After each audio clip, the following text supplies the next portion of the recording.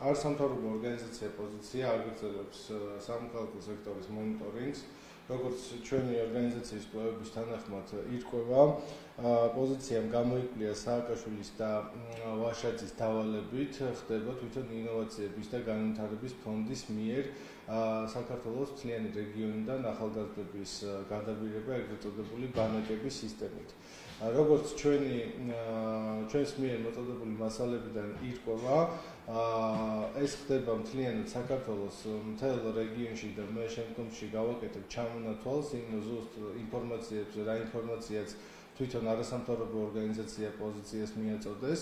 შინაარსიდან გამომდინარე, ინოვაციების და განვითარების ფონდის ერთ-ერთი პროექტის ფარგლებში, რომელსაც ჰქვია სახელმწიფო 3.0, მათი ლიდერები ჩადიან სხვადასხვა რეგიონის მოსახლეობასთან, ისინი ამას ახორციელებენ იქაური ფრაქცია რაციონალური მოძრაობის დახმარებით, ისინი მოსახლეობას თავაზობენ, რომ ანუ 800 ლარს თავაზობენ ერთი თვის ქირის ანაცვლოდ და იქ არ არის მითითებული არანაირი ხელშეკრულება, ანუ ახალგაზრდებს ეუბნებიან, რომ ისინი ჩაყავთ იქ მხოლოდ ბანაკის ტიპის და სისტემის გარემოში, ხოლო მოსახლეობას ეუბნებიან და ატყუებენ, რომ ისინი მოქმედებენ სახელმწიფო პროგრამის ფარგლებში და ანუ მათ უნდა დაალაგონ სხვადასხვა კარგი დამოები, ასევე მოუარონ სოფლებს და ეს ყველაფერი თითქოს და სახელმწიფო პროგრამით ხორციელდება. მე მინდა დავასახელო რეგიონები და ის პიროვნებები, ვინც ამ ყველაფერში ეხმარება ინოვაციების და განვითარების ფონდს და მოგახსენებთ და საზოგადოებას შევახსენებთ, რომ ეს ფონდი ეკუთვნის ნაციონალების დეპუტატს გიორგი ვაშაძეს. ანუ დავიწყებ ხონის რეგიონიდან, სადაც ხონში მოგახსენებათ ყველაზე ისეთი ცნობილი ნაციონალი გახლავთ აკაკი ბობუხიძე, რომლის დავალებითაც და დახმარებითაც ხდება იქაური სიტუაციის მობილიზება, ანუ აკაკი ბობუხიძის გარდა აქტიურად ჩართულია ასევე ერთიანი ნაციონალური მოძრაობის თავმჯდომარე ლაშა გედენიძე. რაც შეეხება კასპს, კასპიდან 1-დან 15 აგვისტომდე, ანუ კასპის მუნიციპალიტეტიდან მთლიანად მობილიზებულია 650 ახალგაზრდა და მათი დასვენება იგეგმება სხვადასხვა საკურორტო ზონებში და მე მინდა საზოგადოებას უთხრა, რომ ამ დაგეგმარებაში აქტიურ მონაწილეობას იღებს იქაური ერთ-ერთი არასამთავრობო ორგანიზაცია, რომელსაც ჰქვია საქართველოს დამოუკიდებლობისა და ინტეგრაციისთვის. მისი თავმჯდომარე გახლავთ რობერტ კავთიაშვილი და ამავე ორგანიზაციის წევრი თინათინ თანდიაშვილი. რაც შეეხება სამცხე-ჯავახეთში უკვე შერჩეული ყავთ 600 მოზარდი, რომელთა დასვენების პარალელურად, ანუ მიმდინარეობს, ანუ მათ ეუბნებიან, რომ მათ დაასვენებენ ხონის მუნიციპალიტეტში, კერძოდ ოკაცეს კანიონსა და კირჩხის ჩანჩქერს დაათვალიერებენ და თან იქაურ მიდამოებში ეგრეთ წოდებულ ბანაკურ სისტემას მოათავსებენ. ამბროლაუში ახალგაზრდათან შეხვედრა ივლისის ბოლოს იგეგმება, რაშიც აქტიურ მონაწილეობას იღებს თვითონ იქაური ნაციონალური მოძრაობის წევრი ამირან მომთათიძე. აჭარაში ცოტა განსხვავებული სიტუაციაა, იმიტომ რომ აქტიურად აჭარაში ხომ არ დაასვენებენ, ამიტომ მათ შეარჩიეს სენაკის ტერიტორია და ამ პროცესში აქტიურად არის ჩართული ქობულეთის კოლეჯის ახალი ტალღის დირექტორი დავით მჭედლიშვილი, ესეთი ადამიანი, რომელიც ანუ მოზარდებთან შეხვედრა იგეგმება 9-დან 11 ივლისამდე, ანუ აჭარაში და მათ პირდებიან, რომ დაასვენებენ სენაკის ეგრეთ წოდებულ ბანაკში, ანუ იქაურ ახალგაზრდებს. რაც შეეხება ქუთაისში ამ პროცესში ჩართულია ყველაზე ერთ-ერთი ცნობილი ნაციონალური აქტივისტი მონიკა მარღანია, რომელიც ფაქტიურად იცნობს მთლიანად ნაციონალური მოძრაობის სხვადასხვა ცნობილ ლიდერებს.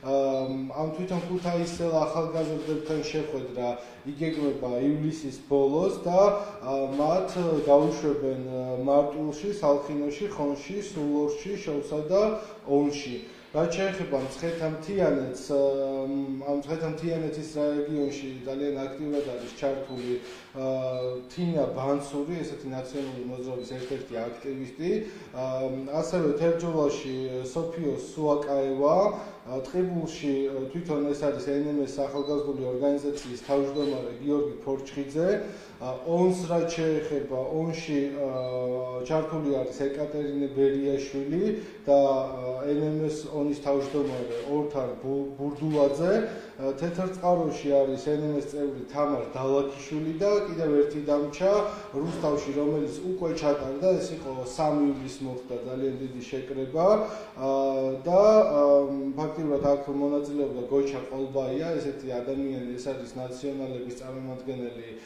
რუსთავიდან.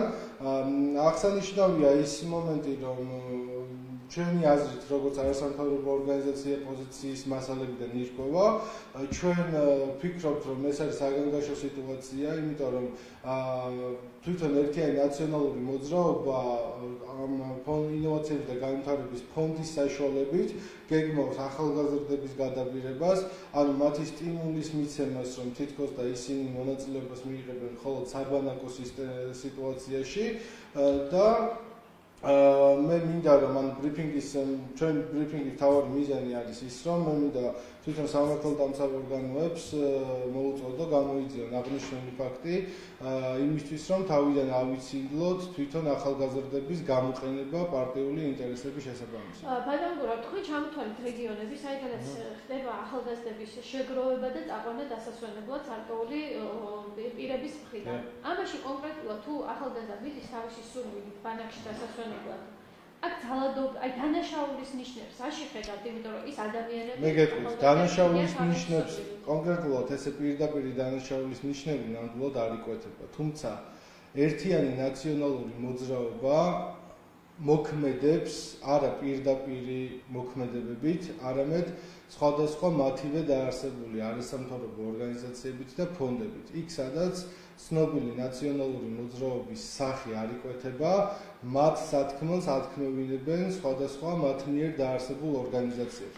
ერთ-ერთი ესეთი არის ინოვაციების და განვითარების ფონდი. გასაგები, ეს ახალგაზრდები ძალით მიყავთ? თავიანთ სურვილით? ძალით არ მიყავთ, თუმცა იქ მოლაპარაკებების და შეხვედრების დროს ნახსენები არ არის, რომ ამ ყველაფრის ორგანიზებას უკეთებს ერთიანი ნაციონალური მოძრაობა. მათ ახალგაზრდებს შეფერადებულად ეუბნებიან, რომ ისინი მიდიან მხოლოდ ბანაკში გასართობად, მიიღებენ გარკვეულ ცოდნას, გამოცდილებას, სერტიფიკატს და ასე შემდეგ. თუმცა ჩემი ინფორმაციით ასევე იქ პარალელურ რეჟიმში მოხდება ეგრეთ წოდებული ტრენინგების ჩატარება, სადაც იგეგმება ახალგაზრდების ტვინის გამორეცხვა პოლიტიკური მოტივაციებიდან გამომდინარე. სადღაც ესეთი ბანაკები უკვე ჩატარდა. გააქვთ ინფორმაცია, მოხდა ეს ყველაფერი, რასაც ეს ყველაფერი იგეგმება, ანუ ივლისის დასაწყისში დაიწყო ამის დაგეგმარება, როგორც უკვე აღნიშნე, 3 ივლისს უკვე რუსთავში ჩატარდა მსგავსი.